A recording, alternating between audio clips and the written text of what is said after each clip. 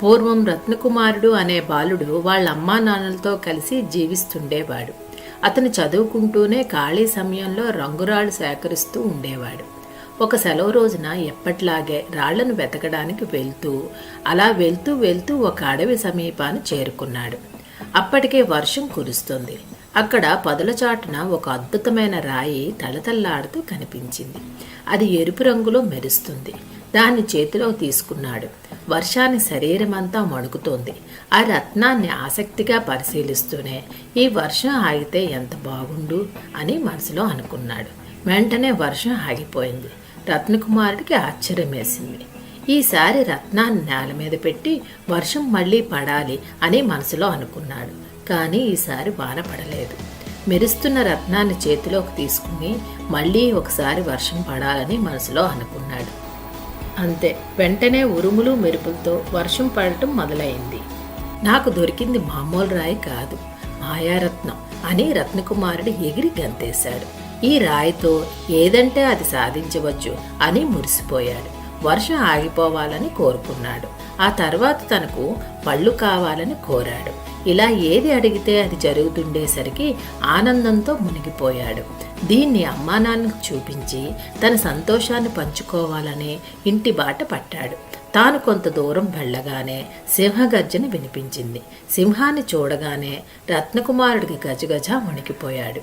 ఈ భయంతో ఏమి ఆలోచించాలో తెలియక ఇప్పటికిప్పుడే నేను రాయి అయిపోతే సింహబారి నుండి తప్పించుకోవచ్చని అనుకున్నాడు. అంతే, అలా అనుకున్న మరుక్షణమే బండరాయిలా మారిపోయాడు. ఆ మాయారత్నం అతడి పక్కనే పడి మెరుస్తుంది. పూర్తిగా బండరాయిలా మారిపోయిన రత్నకుమారుడు దాన్ని అందుకోలేకపోయాడు. రాత్రి అయినా ఇంటికి ఎంతసేపటికి రాకపోయేసరికి రత్నకుమారుడు అమ్మా నాన్న రాత్రంతా వెతికారు. అయినా రత్నకుమారుడు ఎక్కడా కనబడలేదు. తెల్లారాక కూడా ఇంటికి రాకపోయేసరికి ఊరంతా గాలించారు. చుట్టుపక్కల ఊర్లు, అడవులు, బంధువులు ఇళ్లల్లో వెతికి సాగారు. అప్పటికీ జాడ దొరకలేదు. ఇలా 4 రోజులు గడిచిపోయింది. వాళ్ళ అమ్మ బెంగతో చిక్కిపోయింది. దాంతో వాళ్ళ నాన్న ఆమె మనసు శాంతిపరచడానికి ఆ బాధ నుండి బయటపడేందుకు షికారుకు తీసుకువచ్చారు. వాళ్ళమ్మ బాధతోనే వెళ్ళింది. అప్పుడు ఆమె తన కొడుకు మీదే ఉంది ధ్యాసంతా. వీళ్ళు సరాసరి ఆ బండరాయి ఉన్న ప్రదేశానికి వెళ్ళి కూర్చున్నారు. తినడానికి తెచ్చిన ఆహార పదార్థాలు, పాత్రలు అదే బండరాయి మీద పెట్టారు. అంతలోనే అక్కడ మెరుస్తున్న రంగురాయి తండ్రికి కనబడింది. దాన్ని చేతిలో తీసుకుని రత్నకుమారుడికి రాళ్లంటే ఎంత ఇష్టమో కదా అని తన భార్యకు ఆ రాయిని ఇచ్చారు. తను మాట్లాడకుండా ఆ రాయిని బండరాయి మీద పెట్టి, ఇప్పుడు మనతో రత్నకుమారుడు ఉంటే ఎంత బాగుంటుందో కదా అని భర్తతో అంటూ కన్నీళ్లు పెట్టుకుంది. నేను ఇక్కడే ఉన్నానమ్మా, ఏడవకమ్మా అని అరిచాడు.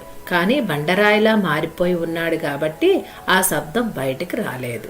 ఇప్పుడు తిరిగి మనిషిలా మారితే బాగుండు కదా అని మనసులో అనుకున్నాడు. అంతే, క్షణాల్లో రత్నకుమారుడు మామూలుగా మారిపోయాడు. తల్లిదండ్రులు ఆనందంతో దగ్గరికి తీసుకుని హత్తుకున్నారు. అసలు విషయం తెలుసుకున్న వారు ఆ మాయారత్నాన్ని చేతిలోకి తీసుకుని వర్షం యథావిధిగా పడాలని, ప్రకృతి తన పనిని తాను చేసుకుపోవాలని కోరారు. తరువాత రత్నాన్ని లోయలోకి విసిరేశారు. ఈ మాయారత్నం ఎప్పటికైనా ప్రమాదమే. నువ్వు కురుస్తున్న వర్షాన్ని ఆగిపోమన్నావు. అప్పటి నుండి వానలు లేవు. రత్నం నీ చేతిలో ఉండి సరిగా వాడలేదు. సింహాన్ని చూసి భయపడి నిన్ను నువ్వు రాయిలా మార్చుకున్నావు. వాడటం సరిగా తెలియనప్పుడు ఈ రత్నంతో ఎప్పటికైనా ముప్పే.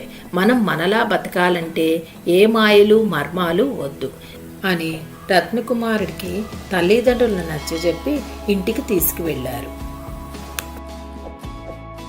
హాయ్ అండి, ఇదండి మాయారత్న స్టోరీ. ఈ స్టోరీ మీకు నచ్చినట్లయితే లైక్ చేసి షేర్ చేయండి. Thank you.